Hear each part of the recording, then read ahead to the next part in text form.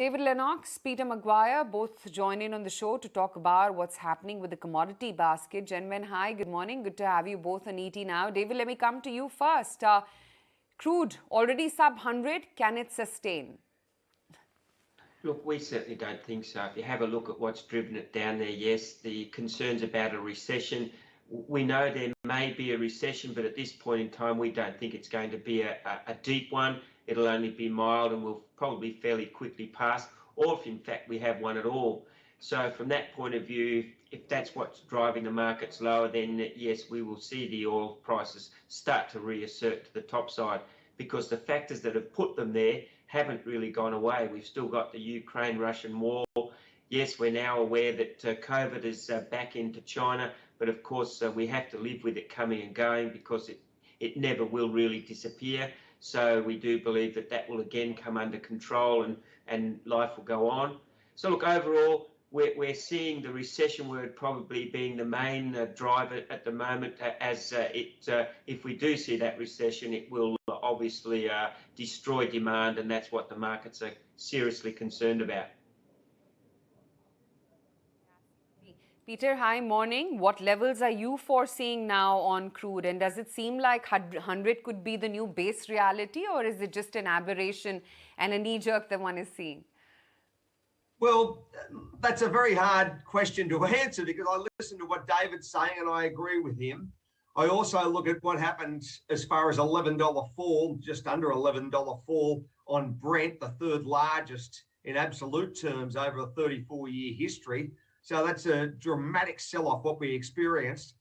I take on board the US dollar index, and we're back at that 106 sort of 50 number, which we haven't been at that level really since 9/11. I know it went to around about 118, 119. So maybe we're in an upward trend there. The currency markets are coming under enormous pressure. Yen sold off, of course, as we know, and now the euro nearly at parity. So I think that there's further downside for crude. I listened to what Citibank say. $65 could be where we are by year end if recessions really do come into play. So I think it's just going to be very, very volatile. And I'll go out there and say probably an $85 to $90 handle to the downside. I won't be surprised if we hit it.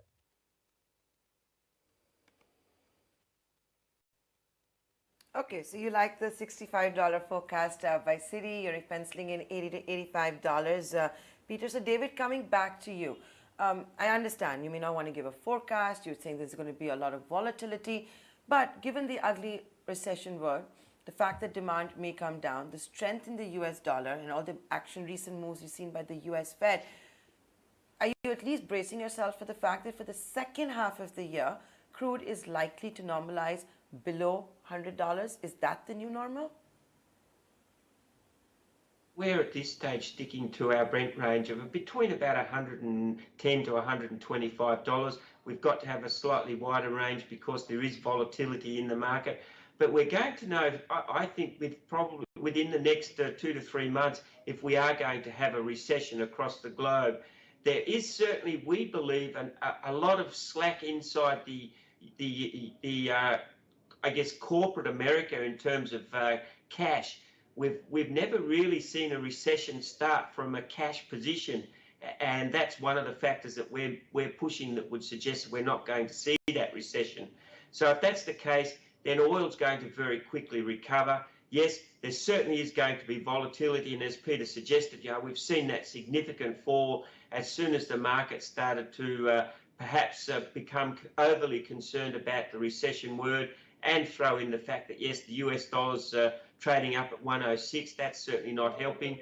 But all the factors, again, that we see are pointing to perhaps the US dollar falling. We just need to see its peer currencies actually starting to pull some of their weight in terms of their economy starting to improve. And in some cases, there's some glimpses of that. So look, overall, we're still quite positive on the crude price. Yes, watch out for the volatility, but we think that provides good opportunity to buy in.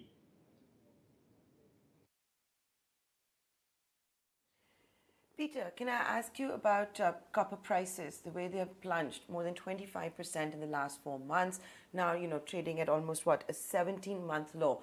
There's always that belief, right, Dr. Copper, when we see this with copper, the correlation that has with equities, studies that have been done over the last 4 decades. A lot has been spoken about this in the last few days. Would love to get your views. Well, you've just got to have a look at what's happened as far as iron ore prices, look at some of the other base metals that have just been hemorrhaged, and copper, down that 4% on the LME, down at 76.70.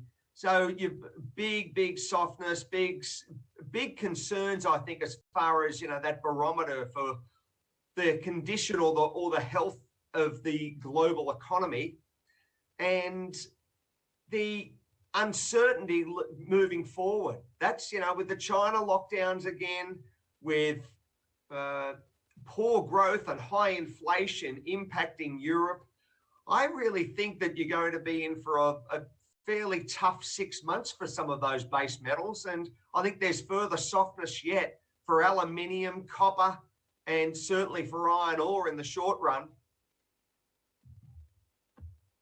I look at the crude price, and I looked at last night's decline, and asked myself a simple question, David, that hey, crude's gone down, even the war is on. What happens if the war, or if there is a ceasefire? We've seen a downtick in crude when we know that supply is going to be crunched. How should one read into that? Look, certainly, yes, you would have to suggest that that's a concern. But the real big change has been the recessionary word that's now started to come through into most rhetorics that we've seen around the market. We've gone through the transition phase for inflation. It was transitory. We've now gone through the interest rates are going to start rising phase.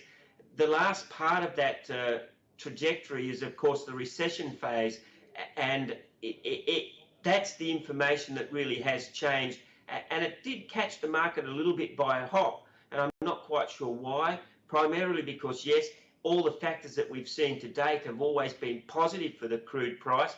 The recession and the China lockdowns have been, we've got to get used to the China lockdowns. They're going to come and go forever. So the market reacting so poorly to that is probably really not warranted, but it is that recessionary word. So everyone will be watching very closely in the oil markets to just see, are we in fact going to have a recession, or can the reserve banks and central banks engineer a soft landing? As I've said, corporate America is well cashed up. We've seen very few recessions start from that sort of baseline. We've got full employment. Very few recessions start with that sort of baseline. And even household debt's not overly burdened.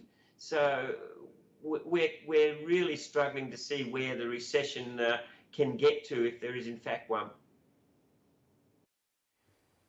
David, I read a report from Goldman Sachs yesterday which talks about crude could go to 55. I'm sure you must have read that report. There's another report, David, which hit my mailbox over the weekend, which is from JP Morgan, and they're talking about crude could go to 180. Who will get it right? I'm not going to talk about Goldman Sachs or JP Morgan, but do you think next 6 months the bulls will get it right, or the bears will get it right? Well, look, at this stage, you'd have to suggest that we've seen that the bears start to take some control. And of course, we haven't had the bears in control of the oil market since the start of the pandemic way back in 2020. So from that point of view, one would suggest that you've got to give the bears a bit of time to work through the market. We've had such a strong oil market for so long that it may take a little bit of shaking out. But overall, if you have a look at the baseline fundamentals, again, that's where we fall back to.